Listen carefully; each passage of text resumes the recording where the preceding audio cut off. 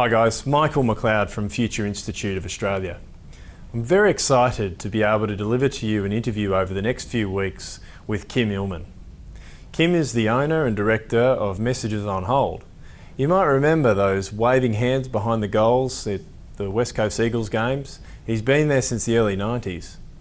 But truthfully, Kym is running an extremely successful business in Perth and now a global organisation for the past few years. He's operating in more than 18 countries. During the interview, Kym is going to share some of his insights about leadership and management and the things that have made him successful over time. He'll also share information and tips about how to diversify and grow a global business. The reason we're doing these interviews is we really find that it's important to engage with industry, speak with leaders that have been there and done it, and find out exactly what's required from training in the areas of leadership, management and business over the next few years. With this information, we ensure that our programs that we're delivering are customised and relevant to industry for now and into the future. I hope you enjoy this series and would welcome your feedback on topics that you would like us to explore in the future. Enjoy Kym's insights. Kym, thanks for joining us today. Pleasure.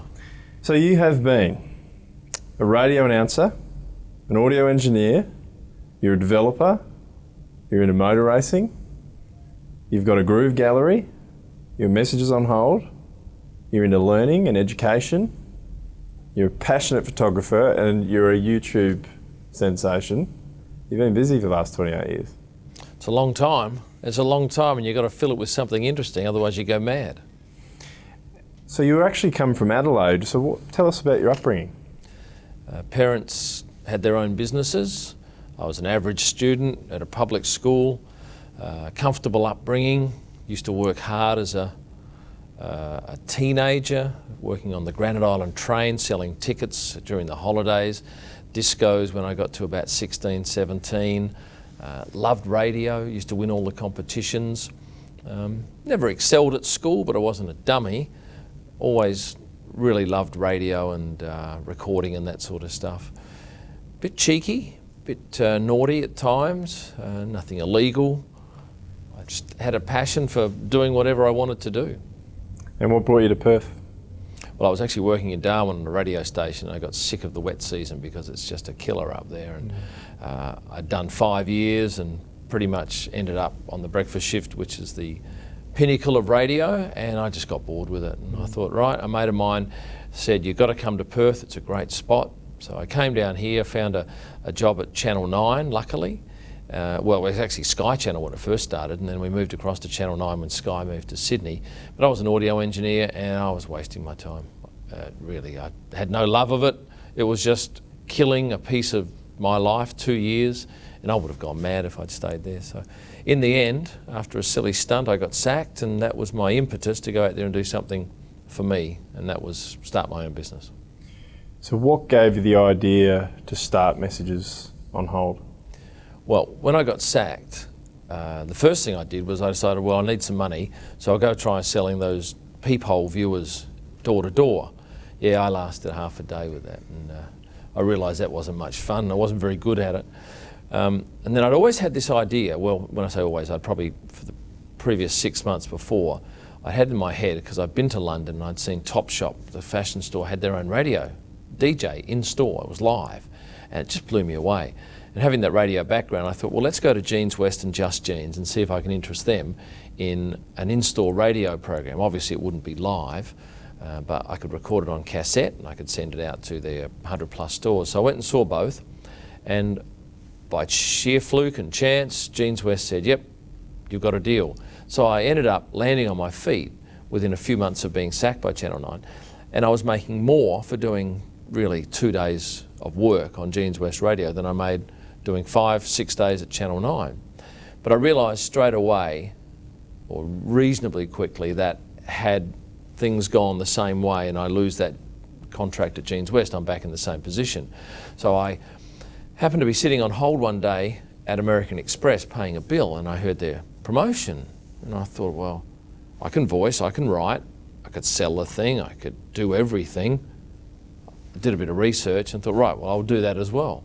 So I was doing 1 day a week on Kyms West Radio, maybe 1.5, and the other 3.5 days I'd work on Messages on Hold. And over a period of time, and it probably took a couple of years, it went from being Messages on Hold being very little of the income and Kyms West over here to the complete opposite. So I was fortunate in that respect that I had something to carry me and that I could do everything myself. What were your biggest challenges in the first couple of years? Staff.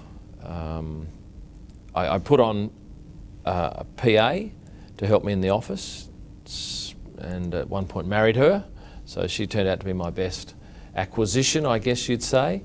And then just knowing when to put somebody else on. We get to a point where we're just so overstretched, or we'd have to use people who are unreliable as contractors, and then we say, right, we need a salesperson or a studio engineer. And then for that time, there'd be not enough work for them, but then we'd have to manage it. It's the same problem every person has. So yeah, staff would be one of the big ones.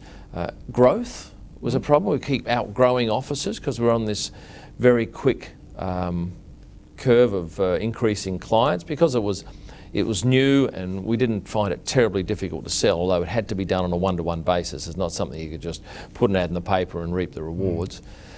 So we just had those standard sort of problems with the growing business, and also how to package it, because we started off selling it this way. You bought a cassette player for $169 and an audio production for $300. And then that was having to resell every time to people when they had to update. And then we changed to packages where we said, right, you get this many productions, but you pay a year in advance. And then we changed it to a rental plan, which we did through a third party. And then probably some 10 years later, we got rid of that rental party, and then we just did it all in-house. So you evolved and adapted in the early couple of years. It changed a lot. Central product was still the same, but the way we approached it and how we did it was different every year. So you mentioned it was new.